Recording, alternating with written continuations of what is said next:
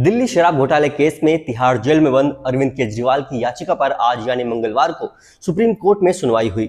Supreme court ने अरविंद केजरीवाल की अंतरिम जमानत पर अपना फैसला सुरक्षित रख लिया है। बता दें कि केजरीवाल के वकील अभिषेक मनु सिंघवी ने अरविंद की गिरफ्तारी को सुप्रीम कोर्ट में चुनौती दी थी और साथ ही चुनाव प्रचार के लिए अंतरिम जमानत की मांग की थी।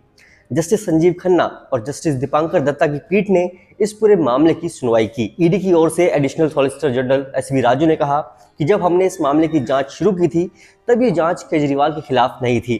इसी वजह से शुरुआत में उनसे जुड़ा कोई भी सवाल नहीं पूछा गया था। ये जांच उन पर केंद्रित ही नहीं थी।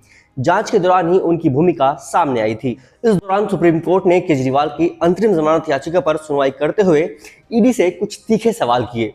कोर्ट ने सवाल किया कि चुनाव से पहले ही केजरीवाल की गिरफ्तारी क्यों हुई, केजरीवाल केस में क्या कुर्की हुई है और मामले में कार्रवाई और गिरफ्तारी के बीच इतना लंबा वक्त क्यों लगा। सुप्रीम कोर्ट ने कहा कि वो दिल्ली के मुख्यमंत्री हैं और एक निर्वाचित नेता हैं।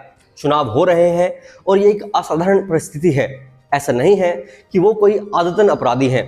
हम इस बारे में दलीलें सुनने पर विचार करेंगे कि उन्हें अंतरिम जमानत पर छोड़ा जाना चाहिए या नहीं।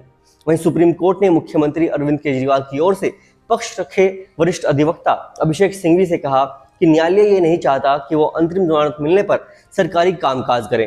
पीठ ने कहा, अगर आप सरकारी कामकाज करते रहे तो यह हितों का टकराव होगा और हम ऐसा नहीं चाहते। अभिषेक सिंघवी ने पीठ को आश्वासन दिया कि अगर केजरीवाल को मामले में अंतरिम जमानत मिल जाती है तो वो आबकारी नीति घोटाले से जुड़ी कोई फाइल नहीं देखेंगे।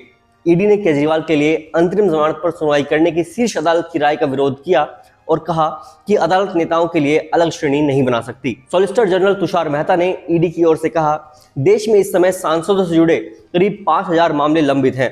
क्या उन सभी को जमानत पर छोड़ दिया जाएगा? क्या एक किसान का महत्व किसी नेता से कम है जिसके लिए फसलों की कटाई और बुआई का मौसम है?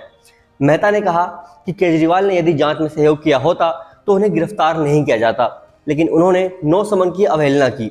तुषार मेहता ने आगे कहा कि देश की सबसे बड़ी अदालत से कोई गलत संदेश नहीं जाना चाहिए। अगर ऐसा होता है तो ये दुर्भाग्यपूर्ण होगा। आप इसको अपवाद मत बनाइए। यह एक आम आदमी को हतोत्साहित करेगा।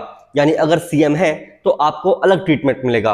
अगर ऐसा हुआ तो देश का हर नागरिक जमानत मांगते हुए याचिका दाखिल करेगा।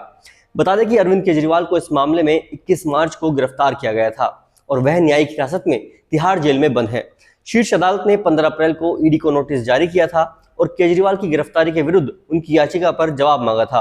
दिल्ली उच्च न्यायालय ने 9 अप्रैल को केजरीवाल की गिरफ्तारी को बरकरार रखते हुए कहा था कि इसमें कुछ भी अवैध नहीं है और केजरीवाल के बार बार समन की अवहेलना करने के बाद ईडी के पास बहुत कम विकल्प बचे हैं। अब ऐसे में उम्मीद की जा रही थी कि आज ही सुप्रीम कोर्ट अपना फैसला सुना देगा, मगर अरविंद केजरीवाल को लेकर बगैर कोई फैसला दिए सुप्रीम कोर्ट की बेंच उठ गई।